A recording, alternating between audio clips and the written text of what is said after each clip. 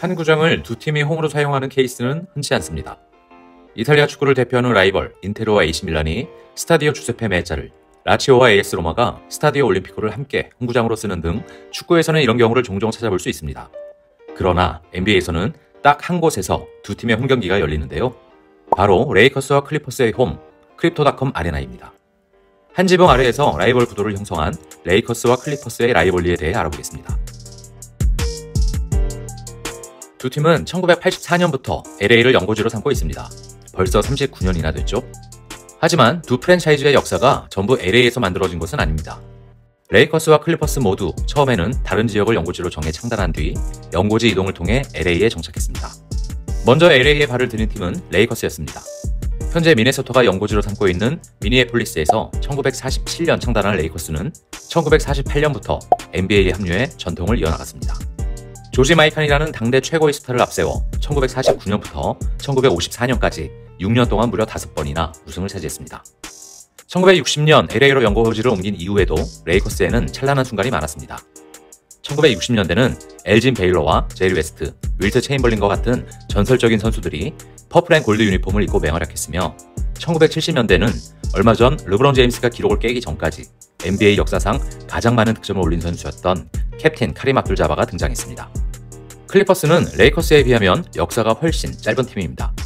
1970년 버팔로 브레이브스라는 이름으로 창단한 이들은 1978년 샌디에이고로 연고지로 옮겼는데 이때 원래 사용하던 브레이브스라는 이름이 새로운 연고지와 어울리지 않는다고 판단해 쾌속 범선을 뜻하는 클리퍼선에서 영감을 받아 샌디에이고 클리퍼스로 구단 명칭을 변경했습니다. 이후 샌디에이고에 새로운 터를 잡은 지 6년 만에 다시 LA로 연고지를 이동했고 이번에는 기존에 쓰던 구단의 이름을 그대로 유지해 비로소 LA 클리퍼스 시대를 열게 됩니다. 마침내 레이커스와 클리퍼스 두 구단이 LA에서 만나게 된 것이죠. 한 가지 짚고 넘어가야 할 건 두 팀이 LA에서 만나자마자 같은 경기장을 홈으로 사용하지는 않았다는 사실입니다. 원래는 각 팀의 홈구장이 따로 있었으나 1999년 당시 새로 지어진 스테이플스 센터에 동시에 입성하면서 그때부터 홈구장을 공유하게 됐습니다. 라이벌 매치가 흥하려면 반드시 수반되어야 하는 전제 조건이 있습니다. 바로 두 팀의 치열하고 재미있는 승부인데요. 한쪽으로 치우친 라이벌 구도는 아무리 같은 지역을 연고지로 쓴다고 하더라도 많은 인기를 얻기 어렵습니다. 꽤 오랜 시간 레이커스와 클리퍼스의 관계가 그랬습니다. LA에서 공존이 시작된 1984년 두 팀의 격차는 컸습니다. LA에 24년 먼저 자리를 잡아 LA 레이커스라는 이름으로만 무려 14번의 우승을 차지했던 레이커스와 달리 클리퍼스는 1970년 창단 이후 1983-84 시즌까지 플레이오프 진출 경험이 딱 3번밖에 없었습니다. 두 팀의 맞대결에서도 그 차이는 여실히 드러났습니다. 클리퍼스가 LA에 정착하기 전에도 통산 46승 20패로 상대 전적 우위를 점하고 있었던 레이커스는 1984년 12월 25일에 열린 경기부터 9연승으로 LA 더비를 출발했습니다. 레이커스가 LA 클리퍼스에 처음으로 패한 경기는 1986년 1월 25일로 LA를 연고로 하는 두 팀의 첫 맞대결이 열린 지 무려 14개월이 지나서였습니다. 이후에도 레이커스는 클리퍼스를 상대로 꾸준히 강한 면모를 과시했습니다. 1997년 4월 19일 맞대결부터 2000년 12월 31일 맞대결까지는 16연승을 내달렸습니다. 레이커스가 클리퍼스를 압도하는 그림은 클리퍼스의 새로운 변화의 바람이 본격적으로 불기 직전인 2010-11 시즌까지 이어졌습니다. 1984년 11월 25일부터 2011년 3월 26일까지 27년간 두 팀의 상대 전적은 95승 28패로 레이커스가 77.2%의 승률을 기록했습니다. 두 팀이 배출한 올스타에서도 차이가 많이 납니다. 레이커스는 1980년대부터 2000년대까지 올스타전 무대를 밟은 선수들이 쏟아져 나왔는데요. 압둘 자바와 매직 존슨을 시작으로 제임스 워디, 코비 브라이언트, 샤킬 오닐, 파워 가솔 등이 올스타전 출석 도장을 찍었습니다. 반면 클리퍼스는 LA의 둥지를 튼 직후인 1984-85 시즌과 1985-86 시즌 각각 놈 닉슨과 마키스 존슨이 올스타에 뽑히는 데 그쳤습니다. 이후에는 1990년대 초반 데니 매닝, 2000년대 초반 엘튼 브랜드, 2000년대 후반 크리스 케이먼이 전부였습니다. 이런 차이는 자연스럽게 플레이오프 성적에도 반영이 됐습니다. 레이커스는 클리퍼스가 LA로 넘어온 이후에도 계속해서 영광의 시대를 열어갑니다. 압둘 자바와 매직이 1985년, 1987년, 1988년 3번의 우승을 함께 일궈냈고 2000년부터 2002년까지의 3핏은 블랙 맘바와 샤크가 집도했죠. 늘 성공에 목마른 코비는 가솔이라는 새로운 파트너와 함께 2009년과 2010년에도 우승 트로피를 들어올렸습니다. 반면 클리퍼스는 초라했습니다. 믿음직한 프랜차이즈 스타를 발굴하지도 못했고 약체 이미지를 벗지도 못한 채 발전 없이 제자리 걸음만 해야 했습니다. 클리퍼스에도 조금씩 햇살이 비치기 시작합니다.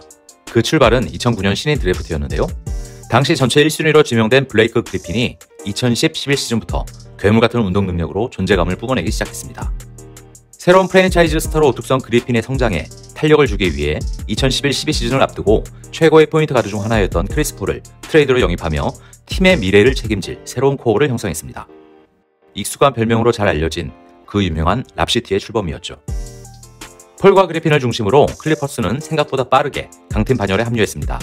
디안드레 조던과 맷 반스, 자말 크로포드와 JJ 레딕 같은 알짜배기 자원들이 힘을 보태면서 클리퍼스는 폴과 함께한 6시즌 동안 한 번도 빠짐없이 플레이오프에 진출했습니다. 물론 컨퍼런스 파이널 이상까지 오르지는 못했지만 오랫동안 따라다니던 약팀의 꼬리표를 떼는 데에는 성공했습니다. 공교롭게도 같은 시기 레이커스는 지금껏 겪어보지 못했던 최악의 암흑기를 보내게 됩니다.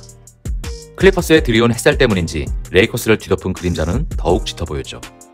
필 잭슨 감독의 은퇴와 라마 오돔의 이적 후 맞이한 2011-12 시즌 플레이오프 진출에는 성공했지만 2라운드에서 케빈 듀란트, 러셀 웨스트브룩, 제임스 하든 삼각편대가 버티는 오클라호마 시티에 무릎을 꿇은 레이커스는 2012-13 시즌을 앞두고 스티븐 애쉬와 드와이트 하워드를 영입하며 명예회복을 노립니다. 그러나 정규 시즌 막판 코비가 아킬레스건 부상을 당하며 힘을 잃었고 그렇게 플레이오프에서 샌안토니오에 수입을 당하며 짐을 싸야 했습니다. 이후에도 레이커스의 계획은 계속 꼬여만 갔습니다. 2013-14 시즌 코비가 재활을 거쳐 돌아온 지 6경기 만에 무릎 부상으로 시즌 아웃이 되고 맙니다. 레이커스는 2005년 이후 9년 만에 처음으로 플레이오프 진출에 실패하게 됐죠.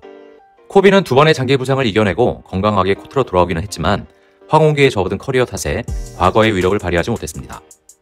클리퍼스가 꾸준히 플레이오프에 진출하는 걸 지켜만 봐야 했죠. 줄리어스 랜들, 디안젤로 러셀, 브랜든 잉그램, 론조 볼, 카일 쿠즈마 같은 유망주들을 수혈해 리빌딩을 노렸지만 이마저도 여의치 않았습니다.